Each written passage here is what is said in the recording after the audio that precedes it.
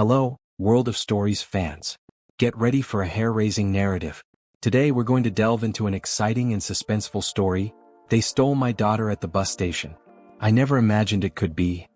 Follow Laura in her desperate search to find her daughter Sofia, facing dangers, dark conspiracies, and a network of criminals. Will she be able to save her daughter before it's too late? If you like stories full of emotion and twists, don't forget to like this video and subscribe to the channel. Here at World of Stories, we have many other incredible adventures waiting for you. Don't miss the next videos. Activate the bell to be notified whenever a new story is released. And while you're here, why not check out other exciting stories? We have plots of mystery, suspense, and much more, ready to keep you hooked from beginning to end. Click on the recommended videos and let yourself be carried away by our world of unforgettable stories. I had always thought I was a vigilant mother.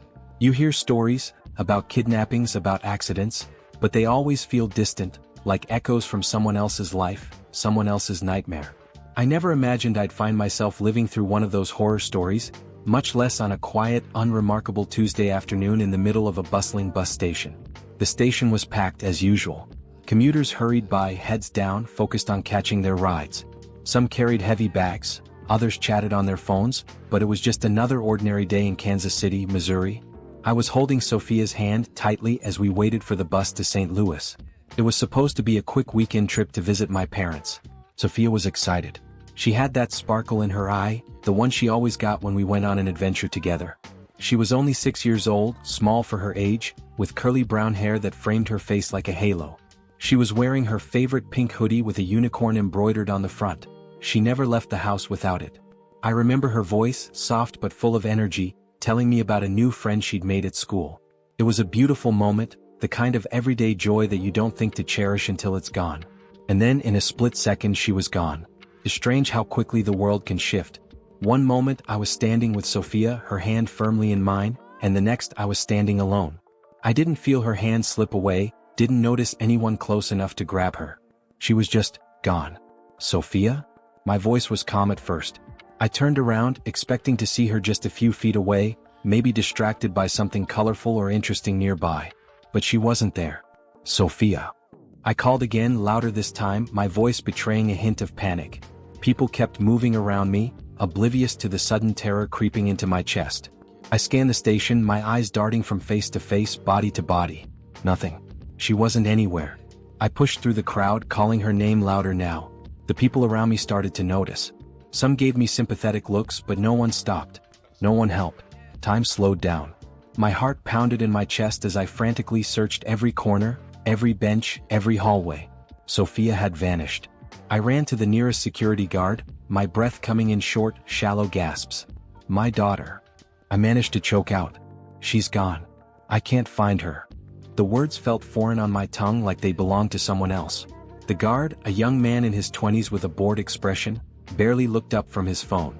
"Ma'am, calm down. Where did you last see her?"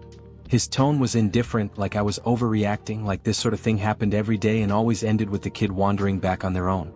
I wanted to scream at him. Calm down? How could I possibly calm down? My child was missing. Right there. I pointed frantically to the spot where we had been standing, but it was just an empty patch of concrete now. She was holding my hand. She was right next to me. And then she was gone. The guard finally stood up, sighing heavily as if I were inconveniencing him. "Kids wander off all the time, ma'am. She's probably just exploring. Give it a few minutes, she'll turn up." But I knew better. Sofia wouldn't just wander off, not here, not without telling me. She was careful, obedient. And something deep in my gut told me that this wasn't just a case of a child losing herself in the crowd. No, this was something else. Something far worse. The next few minutes were a blur. The guard radioed for help, and soon there were more officers, more questions. They asked for a description, and I gave it. Every detail burned into my mind. 6 years old, brown hair, pink hoodie with a unicorn, blue jeans, white sneakers. They assured me they would find her, but their assurances felt hollow. I could see it in their eyes. This wasn't a priority for them yet. As they spread out to search the station, I stayed in the same spot, staring at the empty space where Sofia had been just moments before. The station was loud, so loud. The sound of rolling luggage, muffled announcements over the intercom, the hum of conversations. It all blended into a cacophony of noise that drowned out my thoughts. Minutes passed, but it felt like hours. No one had seen her. No one had noticed a small girl in a pink hoodie disappearing into thin air. That's when the panic really set in. What if she had been taken? What if someone had snatched her when I wasn't looking? The thought made my stomach turn. I tried to push it away, but it clung to me like a shadow, growing darker and more sinister with each passing second. I started running through the station, screaming her name now, no longer caring about the looks people gave me. Sofia. Sofia, where are you? My voice cracked, raw from shouting. But there was no answer. I ran outside into the bright afternoon sun, scanning the streets, the parking lots. Nothing. The buses came and went, people boarded and disembarked, but Sofia was nowhere to be found. It was as if she had vanished from the world entirely. My phone rang, jolting me back to reality. It was the police. They were sending officers to the station, treating it now as a potential abduction. I answered their questions through tears. Who could have done this? Was there anyone suspicious nearby? Did Sofia have enemies? Enemies? How could a 6-year-old have enemies? Every second that passed felt like an eternity. The police promised to check the security cameras, but the pit in my stomach told me it wouldn't be that simple. Whoever took her knew what they were doing. It wasn't random. I sat down on one of the cold, metal benches, my legs too weak to hold me up anymore. People continued to rush by, oblivious to the fact that my entire world had just crumbled. The bus station, which once felt so mundane, now seemed like a chaotic, hostile place, full of strangers who had seen nothing, heard nothing, helped with nothing. And in the middle of it all, Sofia was still gone. As the sun began to dip below the horizon, casting long shadows across the pavement, I felt a chill run through me. This wasn't just a simple disappearance. Something deeper was at play. Something that, in my worst nightmares, I could never have imagined. The hours after Sofia disappeared stretched on like a waking nightmare. Everything seemed to move in slow motion, as if the world around me was functioning normally while I had been trapped in some other reality. A darker, more dangerous place where children simply vanished into thin air. The police arrived at the bus station, their radios crackling, their movements deliberate but detached. To them it was another case. A child lost, maybe taken, but cases like this happened all the time. And in most of those cases the child was found quickly. A misunderstanding, a careless moment of distraction, they said. Children wandered off and parents panicked, thinking the worst when the child was just around the corner. But Sofia wasn't around the corner. By the time the police had set up a makeshift command center inside the bus station, the sun had already dipped below the horizon, and the once bustling terminal had begun to empty out. Officers combed through the building, questioning travelers, reviewing security footage, and jotting down notes in little black notebooks that seemed far too small to hold the magnitude of what was happening. I sat on a stiff plastic chair in a room off to the side of the main terminal. It felt like an interrogation chamber, sterile, cold, and painfully quiet. An officer I hadn't met before, a woman in her mid-40s with kind eyes and a gentle demeanor, sat across from me. Her name was Detective Michelle Alvarez, and unlike the security guard who had brushed me off earlier, she seemed to understand the gravity of the situation.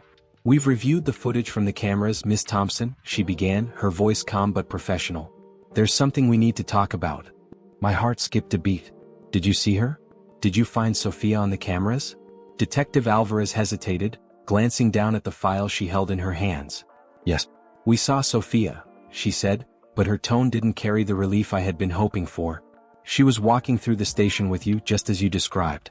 But there's more. A man, he appears in the footage shortly before she disappears. He's following you. At first it's hard to tell, but as the video goes on, it becomes clear. He's watching you both." The breath caught in my throat. "A man? Who is he? Did he take her?" Alvarez sighed, shifting in her seat. "We're not sure yet. The footage isn't clear enough to make out his face, but we've enhanced it as much as we can. He's wearing a dark hoodie and sunglasses, trying to stay out of sight. He never gets close enough to grab Sofia on camera, but we lose her, and him, right around the same time." The air in the room felt thick, suffocating. My mind raced, trying to recall every face I had seen at the station, every moment leading up to when Sofia vanished. I remembered feeling uneasy before, but I had brushed it off as nerves. I had never imagined someone could be stalking us. I shook my head, trying to focus. "Do you think he took her? Was this planned?" "We don't know yet," Detective Alvarez replied, her voice steady but grave. "But we're treating this as a potential abduction. We've already sent out alerts and we're circulating the description of Sofia and the suspect. Now I need you to think carefully. Do you know anyone who might want to take her?" The question hit me like a punch to the stomach. Take her? Why would anyone want to take her? My voice cracked, the panic rising again. Sofia was just a little girl, innocent, kind. She had no enemies, no one who would want to hurt her. But then the shadows of my past began to creep in. Wait, I muttered, almost to myself. There is someone? Alvarez leaned forward, her eyes narrowing. Go on. The name felt bitter on my tongue as I forced it out. Jack Mason, my ex, Sofia's father. We broke up 6 years ago, right before she was born. He wanted nothing to do with her. I haven't heard from him since, but he was unstable, angry, controlling. He said some awful things when I told him I was pregnant. He didn't want Sofia then, but the detective's pen was already scratching across her notepad. Could he have resurfaced? Tried to find you recently? I don't know, I admitted, my voice shaking. But he always had this obsession with control. He hated the idea of me making decisions without him. And when I left, well, he didn't take it well. Alvarez's expression hardened. We'll look into him. If there's any chance he's involved, we'll find out. I felt a wave of guilt wash over me as the thought of Jack grew more real in my mind. Could he have done this? Could he have come back after all these years to take Sofia out of spite, out of some twisted desire to reclaim the family he abandoned? While the detectives gathered more information, I sat in that cold room trying to make sense of it all. The minutes dragged into hours, and I felt as if I were suspended in time, trapped in a nightmare from which I couldn't wake. The officers returned with updates, but none of them brought good news. The footage outside the station was grainy, and the man in the hoodie seemed to disappear as quickly as Sofia had. No one had seen them leave, no vehicles were spotted picking her up. It was as if they had both vanished into thin air. The more I thought about Jack, the more certain I became. He was unpredictable, dangerous. But could he really have come back to snatch his own daughter? After all these years? Detective Alvarez returned hours later, looking weary but focused. We've tracked down Jack Mason. He's still in Chicago. Chicago? I echoed, confused. That was over 500 miles away. Could he really have been involved? He's claiming he had nothing to do with this, Alvarez continued. He says he hasn't had contact with you in years, and frankly, we don't have any concrete evidence linking him to the disappearance yet. But we're keeping him on our radar. I felt a small, fleeting sense of relief. Jack might not have taken Sofia, but that left me back where I started, with nothing. Is there anyone else? Alvarez asked gently. Anyone who might have a reason to target you or Sofia? I shook my head. My mind was blank. No one else fit. And yet, there was that nagging feeling again. Something wasn't right. Someone out there had Sofia, and the more time passed, the less likely it seemed that I'd ever get her back. But the police were professionals. They had experience with cases like this. They assured me they were doing everything they could, that they wouldn't rest until Sofia was found.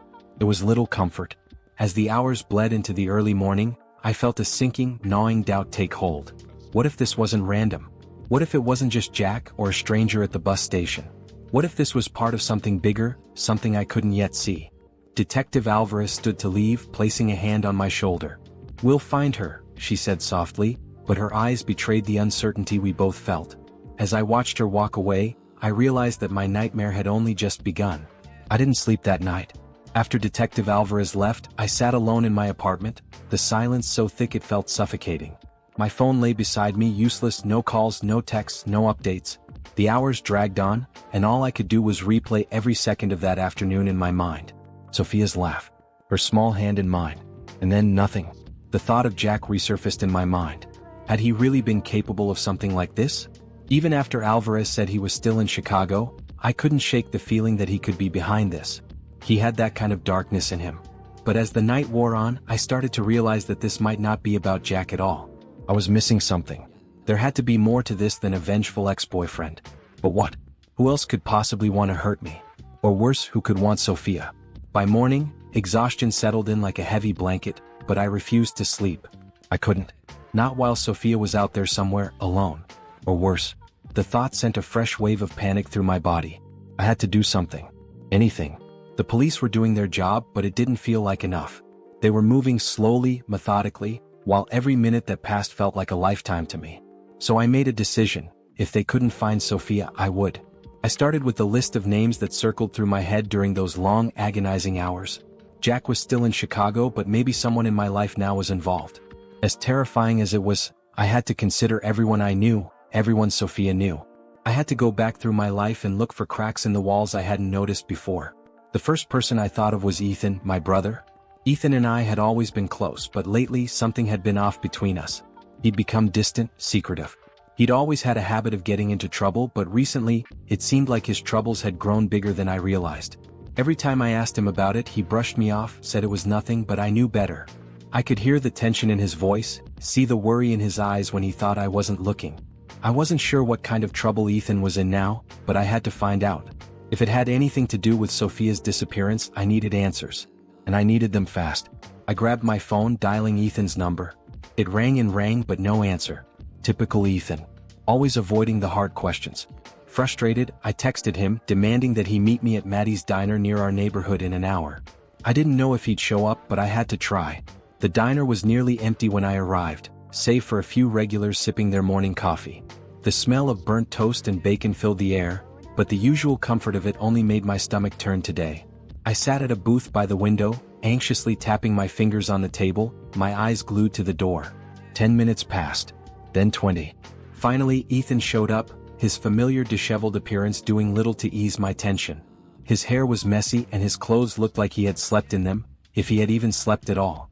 He slid into the booth across from me, not meeting my gaze right away. "What's this about, Laura?" he asked, sounding more irritated than concerned. "I've got things to do." I stared at him for a moment, trying to gauge whether he knew why I had called him here. His face was a mask, but there was something different in his eyes. A flicker of guilt? Fear? I couldn't tell, but I wasn't going to let him off the hook so easily. "You know damn well what this is about," I snapped, my voice barely above a whisper but laced with anger. "Sofia's missing, Ethan. Someone took her at the bus station yesterday, and I need to know if you had anything to do with it." His head jerked up, eyes wide. "What the hell are you talking about?" "Me? I would never." "Laura, you can't be serious." I leaned in, lowering my voice but keeping it firm. "I don't know what to think right now, Ethan. But I know you've been in some kind of trouble. You've been distant, secretive, and I don't have time for lies. If there's anything you've gotten yourself involved in that could have put Sofia in danger, you need to tell me. Right now." He shifted uncomfortably in his seat, rubbing his hands together like he was trying to decide whether to come clean or not. I could see the struggle on his face. "Look, I've made some mistakes," he admitted finally, his voice low and shaky. "But nothing like this. Nothing that would involve Sofia. I swear." "What kind of mistakes, Ethan?" I demanded, my heart pounding harder with each word. "What have you been doing?" He sighed, glancing around as if to make sure no one was listening. "I've been in with some people, bad people. You don't need to know the details, Laura, but yeah, I owe them. A lot. But it's all on me. It's not about you. And it's not about Sofia." My mind raced as I tried to process what he was saying. Ethan had always had a knack for finding trouble, but this felt different. More dangerous. The fact that he wouldn't tell me who these people were only made it worse. "Do you think these people, these bad people, could be involved in taking her?" I asked, my voice trembling now. Ethan shook his head furiously. "No, they don't operate like that. I've never heard of them going after family. And besides, I'm still paying them off. They have no reason to come after me or anyone close to me." I wanted to believe him. I really did. But the knot in my stomach told me I couldn't fully trust his word. He was hiding something, maybe not about Sofia but about the trouble he was in. And trouble had a way of finding its way into the lives of those who least deserved it. I leaned back in the booth, trying to hold back tears. I didn't want to break down here, not in front of him, not in public. But I felt like I was losing control of everything. I was running out of options. Out of leads. Out of hope. "If there's anything you're not telling me," I said softly, "anything at all, and it has to do with Sofia, you have to come clean, Ethan. Please." He looked at me, his face suddenly softening. "I'm telling you the truth, Laura. I would never let anything happen to her. But I'll do whatever I can to help. I'll ask around, see if anyone's heard anything." I nodded, though his promise felt empty. I had to keep digging, keep looking for answers. If the police couldn't find her, I had to. As I walked out of the diner, the weight of the unknown pressed down harder on me. Ethan's secrets might not have led directly to Sofia's disappearance, but they were part of the bigger picture. Someone out there knew what happened to her, and I wasn't going to stop until I found them. Back in my car, I opened my phone, scrolling through the contacts until I found the name of the one person who might be able to dig deeper than the police could. Lily, an old friend who had become a journalist. She had a reputation for uncovering the truth, no matter how buried it was. I hadn't spoken to her in years, but if anyone could help me now, it was her. I took a deep breath and hit the call button. Lily answered on the second ring, her voice the same sharp, confident tone I remembered from years ago. She hadn't changed. A relentless journalist with a nose for finding the truth, she was my last hope. "Laura," she said, surprised. "It's been a while. What's going on?" I swallowed hard, my voice catching in my throat as I tried to explain the nightmare of the last 24 hours. "Sofia. She's missing Lily. Someone took her at the bus station and the police, they're doing what they can, but it's not enough." There was a brief silence on the other end before Lily spoke again, her tone instantly shifting to something more serious. "I'm so sorry, Laura. What do you need from me?" "I need you to help me dig," I said, my voice shaking with desperation. "I need you to find out who could have done this. The police aren't moving fast enough and I feel like something bigger is going on. I can't explain it, but I have this gut feeling." "Where do we start?" she interrupted, getting straight to the point. That was the Lily I knew, no nonsense, direct and relentless once she got a lead. I took a deep breath and began explaining everything. The disappearance at the bus station, the security footage showing the man in the hoodie, and Ethan's cryptic involvement with dangerous people. By the time I finished, Lily had already jotted down a list of notes, her mind racing with possibilities. "I know some people," she said after a pause. "I've been following a lead for months now. There's been a rise in child trafficking across the Midwest. It's a lot bigger than anyone realizes. I didn't think it had reached Kansas City yet, but it sounds like it might be connected." I felt my stomach drop. Trafficking. The word hit me like a punch to the gut. "You think Sofia was taken by traffickers?" "It's a possibility," she replied cautiously. "It's becoming more organized. They target specific kids. The ones who are easy to grab in public places like malls, parks, bus stations. It's a mistake to assume this is random." I couldn't breathe. The idea of Sofia, my sweet little girl, being dragged into something so horrifying was unbearable. But if it was true, it also meant there was still time to find her. The thought gave me a strange, desperate kind of hope. "Can you find out more?" I asked, my voice trembling. "Anything that could help." "I'll start digging now," Lily assured me. "I'll reach out to my sources. But Laura, be prepared. This is connected to trafficking. It's dangerous. These people don't play by the rules. You need to be careful." Dangerous didn't begin to describe it. But I didn't care. I would walk through fire if it meant finding Sofia. Over the next several hours, I waited anxiously for Lily to get back to me, pacing the floor of my small apartment. I couldn't shake the image of Sofia in my head, the way she looked in her pink unicorn hoodie, her big brown eyes so full of life and curiosity. Where was she now? Was she scared? Was she hurt? I was lost in those painful thoughts when my phone buzzed. It was Lily. "I have something," she said quickly, her voice clipped. "It's not much, but it's a start." My heart raced as I grabbed a pen and notepad, ready to write down anything that could help. "There's a man, Carl Jensen," she began. "He's been under the radar for a while, but I've heard his name come up more than once. He's involved in smuggling and trafficking across state lines. He's been known to work with a network that specifically targets children." I scribbled the name down, feeling a cold shiver run down my spine. "Does he have a base in Kansas City?" "I don't know exactly where he operates from," Lily admitted. "But there's a rumor he's been using abandoned warehouses in the industrial district as holding points. The police haven't touched him because they don't have enough evidence, and he's careful. Very careful."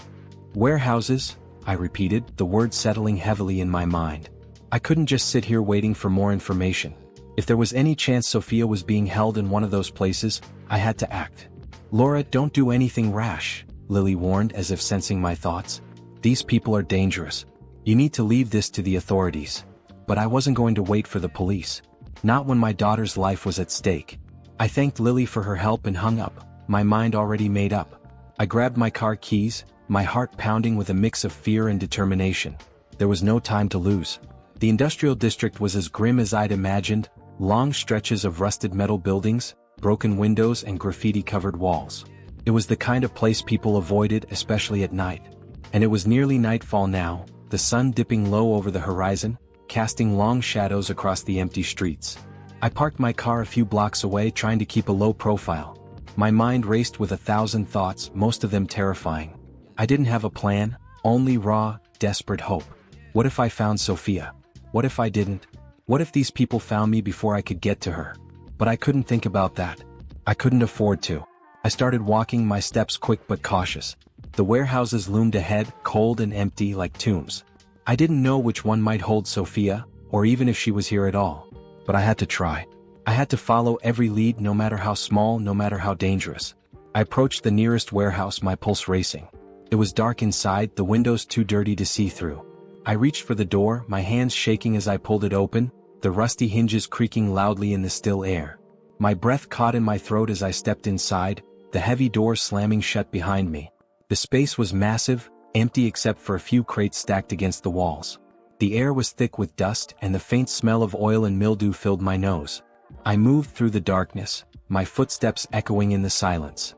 Every creak, every small sound made my heart jump. Then I heard it, a faint noise from the back of the warehouse. A muffled cry. I froze, my blood turning to ice. Sofia? I wanted to scream her name, but I knew I couldn't make a sound. Not yet. I had to be sure. I followed the noise, moving quietly, my body tense with fear and anticipation. The sound grew louder as I approached a door in the back corner of the warehouse. It was locked. I pressed my ear to the cold metal, and that's when I heard it clearly, a child's voice, weak, scared, crying. It was Sofia. It had to be. I felt a surge of adrenaline, my heart pounding so hard I thought it might burst from my chest. I had to get her out. But just as I reached for the door handle, I heard something else. A voice, low and menacing, speaking to someone inside the room. My blood ran cold. They weren't just holding her. They were here with her. I backed away slowly, my mind racing. I couldn't do this alone. Not now. Not like this. I turned and ran, my feet pounding the pavement as I fled the warehouse, my breath coming in ragged gasps. I needed help. I needed the police. But more than anything, I needed Sofia back.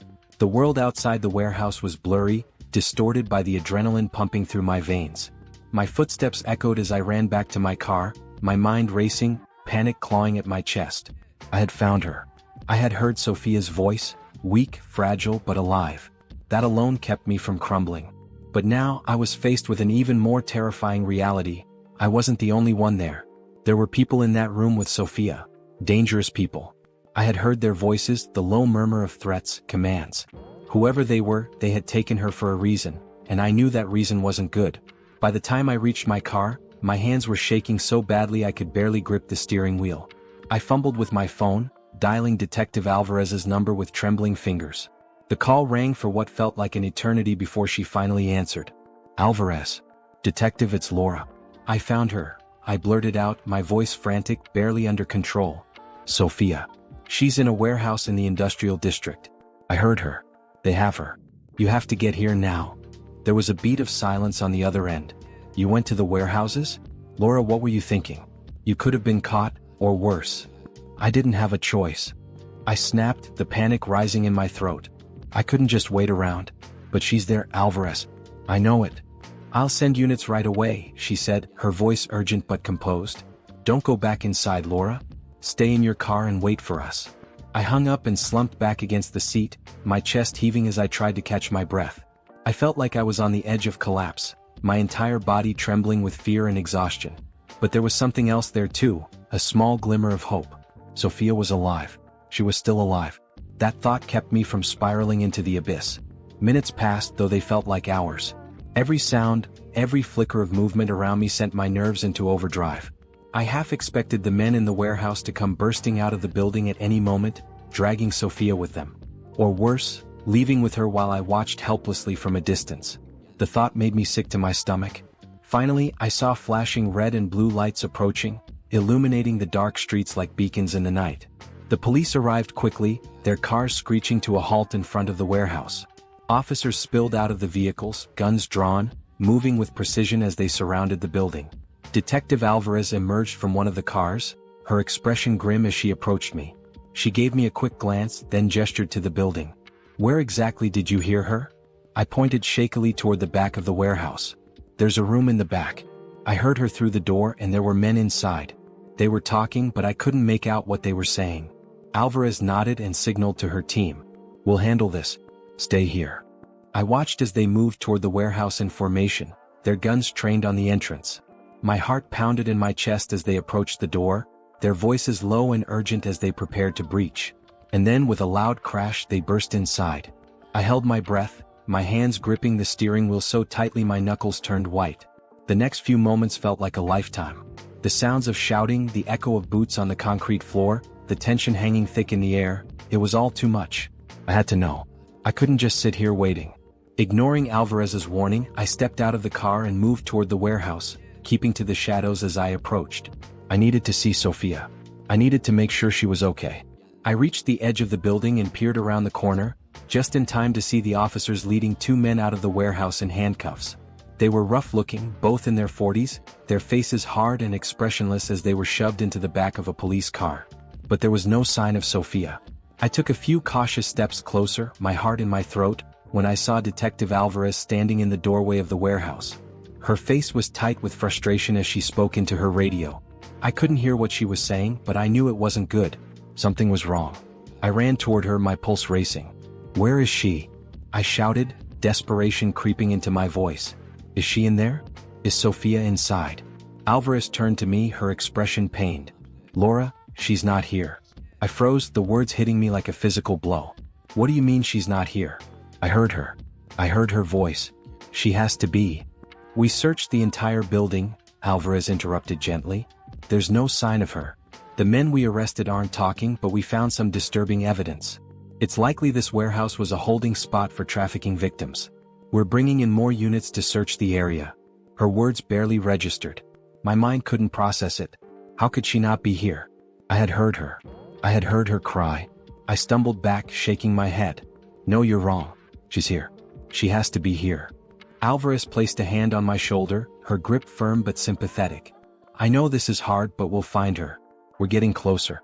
Those men, Carl Jensen's associates, are part of a larger network. We'll break them down." But it wasn't enough. None of it was enough. My legs gave out and I sank to the ground, tears burning behind my eyes. I had been so close. So damn close. And yet I had nothing. As the officers continued searching the area, I sat there in the dirt, my thoughts spiraling out of control. Who were these men? How had they managed to slip Sofia away before the police arrived? I had heard her voice. I knew I had. Unless... A horrible thought began to take shape in my mind. What if the voice I had heard wasn't Sofia's? What if they had tricked me, lured me into thinking she was there when she wasn't? What if this whole thing was a trap? I stood up, my head spinning, nausea rolling through my body as the realization hit me. I had walked right into their plan. Whoever was behind this was playing a much bigger game than I had imagined. And I was losing. The ride home was a blur of tears and exhaustion. I barely registered the passing streetlights or the distant hum of traffic as I drove aimlessly through the city, trying to make sense of everything that had happened. But no matter how hard I tried, I kept coming back to the same question. Who would want to take my daughter? And why? I was so lost in my thoughts that I didn't notice the car following me until I pulled into my apartment parking lot. The vehicle, a black SUV, slowed down as it passed by, its headlights washing over me before speeding off into the night. I froze, a chill running down my spine. Had they been following me? Was this part of their plan all along? Before I could react, my phone buzzed with a text message. I fumbled to pull it out of my pocket, my fingers shaking as I opened it. The message was simple.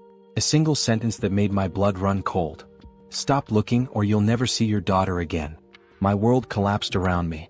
The message on my phone was like a knife to my chest. The words were simple, but their meaning was clear. I was being watched. Every step I had taken, every move I had made, they knew. These people, whoever they were, had eyes everywhere. And now they were threatening me with the one thing they knew I couldn't bear to lose, Sofia. The fear was paralyzing, but only for a moment. Then something inside me snapped. I was done being scared, done being a pawn in their game. They had already taken Sofia. They had already robbed me of my peace, my life. If they thought a text message would stop me from fighting for my daughter, they were wrong. I wasn't going to stop. Not now. Not ever. I stared at the message for a moment longer, my hands trembling, then I deleted it. I couldn't let fear control me. I had to stay focused. I had to be smart. With the knowledge that I was being watched, I knew I had to be careful. I couldn't go back to my apartment. They were probably already monitoring it. So instead, I drove straight to the only place I felt I could trust, Lily's apartment. I hadn't told anyone I was going there, not even the police. If anyone could help me out of this mess, it was her. Lily opened the door within seconds of my knocking, her face grim but determined. "Get in," she said quickly, pulling me inside and locking the door behind us. "I've been working all night. I think I have a lead." I followed her to the small desk in her living room, where her laptop was open, various documents and files scattered across the surface. She tapped the screen, pulling up a map of Kansas City. "After you called me about the warehouse, I started digging deeper into Carl Jensen's network," she explained, her eyes scanning the information on her laptop. The men the police arrested last night are small-time players. But Jensen, he's the one pulling the strings. I've been tracking his movements and there's a pattern. I leaned in, my heart pounding. What kind of pattern? He doesn't stick to one location for long, Lily continued. He moves his operation every few weeks, setting up in different abandoned buildings, storage units, anywhere that's hard to trace. But I found something. He's been using a facility just outside the city limits. An old shipping yard that's been closed for years. There's no record of it being in use, but I've seen a lot of activity there lately. I think that's where they're holding Sofia. I felt a surge of hope, tempered only by the fear of what could go wrong. Are you sure? As sure as I can be without stepping foot inside, Lily replied, her voice soft but steady. I've called in a few favors, got some eyes on the place. There are trucks moving in and out, but no one's doing anything officially. It's all off the grid. I took a deep breath, trying to steady myself. Then we need to go there. Now. Lily hesitated, glancing at me. Laura, you need to understand what we're walking into. These people aren't amateurs. They're armed, organized, and desperate. We can't just go in guns blazing. I don't care how dangerous it is, I said, my voice rising with emotion. I can't sit here and do nothing. They have my daughter Lily. They have Sofia. Lily's eyes softened with sympathy. She knew I was right. Okay, but we'll do this smart. We need backup. An hour later, we sat in a car just outside the shipping yard, parked at a safe distance where we could see the complex without drawing attention to ourselves. Lily had called in her contacts from the local news and her sources in law enforcement, and they were ready to move once we confirmed Sofia's location. The yard was eerily quiet, lit only by a few dim security lights. The main building, a large, rusted warehouse, stood at the center, its windows dark and boarded up. We watched in tense silence as two men stepped out of the building, talking quietly before loading something into the back of a truck. I strained my eyes, looking for any sign of Sofia, but she wasn't there. We need to get closer, I whispered, my heart racing. I need to know if she's inside. Lily nodded, pulling a pair of binoculars from her bag and scanning the yard. Let's move, she said after a moment, her voice tight with determination. We slipped out of the car, staying low as we approached the perimeter of the yard. My pulse pounded in my ears, a constant drumbeat of fear and adrenaline. Every step felt like walking on the edge of a cliff, the weight of what we were about to do crashing down on me. But I couldn't stop now. Sofia was so close, I could feel it. As we reached the edge of the yard, we crouched behind a stack of old shipping containers, the cold metal pressing against my back. I peered around the corner, watching the men carefully. They disappeared into the warehouse, leaving the yard empty for the moment. This is it, Lily whispered. I'll signal the others. They're ready to move in. But before she could lift her phone, a familiar sound cut through the air, a child's cry. My breath caught in my throat. Sofia. I didn't think. I couldn't. The second I heard her voice, every instinct took over, and I bolted from behind the containers, running straight for the warehouse. I heard Lily shout after me, but her voice was drowned out by the sound of my heart pounding in my chest. Nothing else mattered. I had to get to her. I reached the warehouse door, my hands shaking as I pulled it open. The heavy metal creaked loudly and I slipped inside, my eyes adjusting to the dim light. The inside was a maze of old crates, shipping pallets and machinery. But I could hear her. Sofia's voice, crying out from somewhere deeper in the building. I followed the sound, my legs moving faster than I thought possible. And then, finally, I saw her. She was sitting on the floor, tied to a chair in the middle of the room, her small body shaking with sobs. She looked so small, so fragile. My heart shattered at the sight of her, but I didn't hesitate. I rushed to her side, dropping to my knees as I untied the ropes holding her in place. Sofia, I whispered, tears streaming down my face. It's okay. Mommy's here. She looked up at me, her big brown eyes wide with fear, and for a moment she didn't move. But then she threw herself into my arms, clinging to me as if she'd never let go. Mommy, she sobbed, burying her face in my shoulder. I held her tightly, my body shaking with relief. She was safe. She was alive. I had found her. But the moment of relief was short-lived. A shadow moved in the corner of my eye, and I spun around just in time to see a figure emerge from the darkness. A man, tall and menacing, a gun in his hand. Don't move, he growled, leveling the weapon at me. My heart froze. Sofia clung to me, trembling as I stared down the barrel of the gun. I was out of time. Out of options. But before the man could take another step, the door burst open behind him. Lily and the police stormed in, their guns drawn, shouting commands. The man hesitated, glancing back for a split second, and that was all it took. An officer tackled him to the ground, the gun skidding out of his hand. It was over. I held Sofia tightly as the police secured the scene, my body shaking with a mixture of fear and overwhelming relief. Lily rushed over to me, her eyes wide with concern. "Are you okay?" she asked, breathless. I nodded, unable to speak, tears still streaming down my face. Sofia was safe. That was all that mattered. The next few hours were a blur of flashing lights, police reports, and paramedics checking us over. Sofia clung to me the entire time, refusing to let go, and I couldn't bring myself to loosen my grip either. The nightmare was finally over, but the scars it left behind would take much longer to heal. As I sat with Sofia in my lap, watching the police escort Carl Jensen and his men away in handcuffs, I realized something. This wasn't just about revenge or money. These men were part of something much bigger, something darker. They had stolen my daughter, but they had also shattered my life in ways I was only beginning to understand. But despite everything, I had won. I had fought for Sofia, and I had brought her home. As the first rays of dawn began to appear over the city, I held my daughter close to me, whispering softly in her ear. "We'll be fine," I promised. "We're going to be fine." And for the first time in days, I truly believed it. Here the story ends with a tense and emotional rescue, ending the harrowing journey that Laura took to find her daughter.